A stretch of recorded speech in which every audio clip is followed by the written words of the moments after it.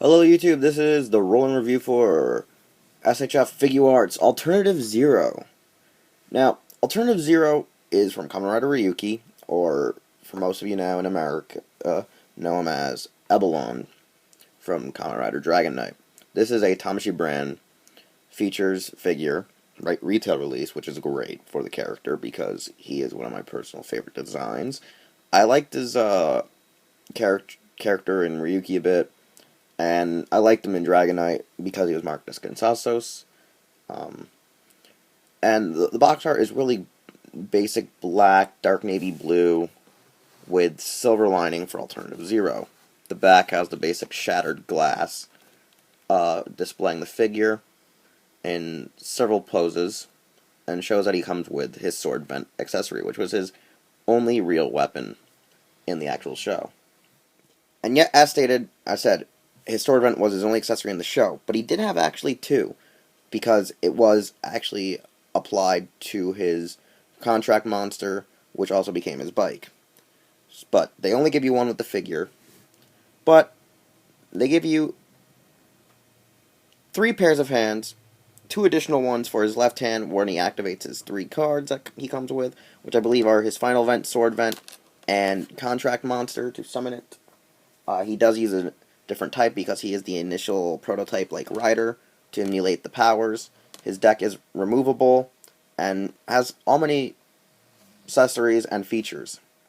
Alternative Zero himself is wonderful. I mean, the figure though, since it's so dark, it's hard to register it on the camera. You would need a lot of bright lighting to get its dark, black, navy blue features. Its silver and gold trimming is wonderful. It's probably the best part about this figure overall. It really highlights the character's features. One of the cool parts about it is, in the arms and in the actual thigh and rib cage, this silver lining says Prototype 000, which is amazing. I love it because it actually says that. I originally didn't initially notice it that much in the show, but I knew it was there. It was a feature that not many people picked up on right away, that his rib and his arms had that actual feature added into the silver trimming on the suit, which is great and all. The figure is a little bit clunky because of how the feet are, how the calves are shaped, and how the shoulders are, since he doesn't have the normal generic Kamen Rider padding that actually is movable. It's actually just one static piece. His points of articulation, though, do meet that of a normal Figuart, seeing as he has the basic shoulder. Along with that, he has the bicep, the elbow, and the wrist. Now, the cool thing is this piece here does swivel to allow him full features to his elbow, to allow him to actually pose his arms. He also has hip, the calf joint, double jointed knees, which are kind of stiff. I think that's a common generic flaw with the figures, that they are overly tight and stiff joints. And he also has the ankle and toe joint, which is great. These are really great features. The basic head and abs are kind of tight. The head's very loose though, but the abs are very tight and get stuck. The belt is removable. That is a good part. If you are to pop off the abdomen from the pelvis, it does come off. The belt is very, very removable. So you can put it practically on any other Tamashii feature as a joke. And so is the deck. The deck can slide out, but mine is a little bit stuck in there, so I'm not going to torque on it too much to end up damaging the figure. Since it does have just minor accessories, which really just rely on his hands, the cards, and the saber, it's a very easy thing to display. Especially because this wonderful silver proto-visor is really cool.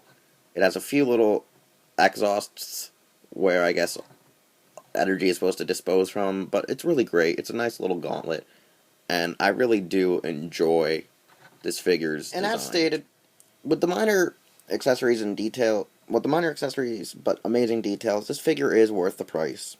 I would insist, though, if he is released through Amazon by Bluefin Tamashii, get him there. He'll be a lot cheaper because his sales, there will be sales, and easier to obtain for the American audiences who remember him as Ebelon in Dragon Knight.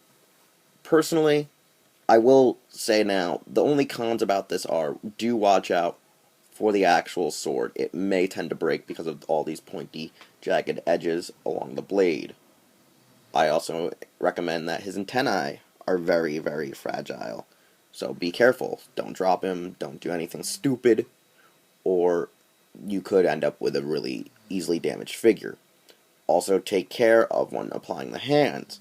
Lately, ball joints and wrist joints of Tamashii brand figures have been known to break easily, and is a horrible thing in general, because it is hard to replace these things. Yeah, I will insist, I recommend him for Ryuki fans, pseudo-writer fans, villainous characters, because he is an anti-hero slash villain of the show in Ryuki, and reappears a couple of other times in Decade.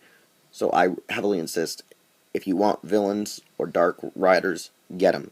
Great to own, great to have, amazing features and details, just played it all along him. The accessory count is well eliminated due to the fact of just the details alone. As for now, I'm Wheelchair21. You can find me here on YouTube, Twitter, Taja_Doyle on Instagram, Hirotaku, and Raijo Nihon several podcasts, and we'll see you next time.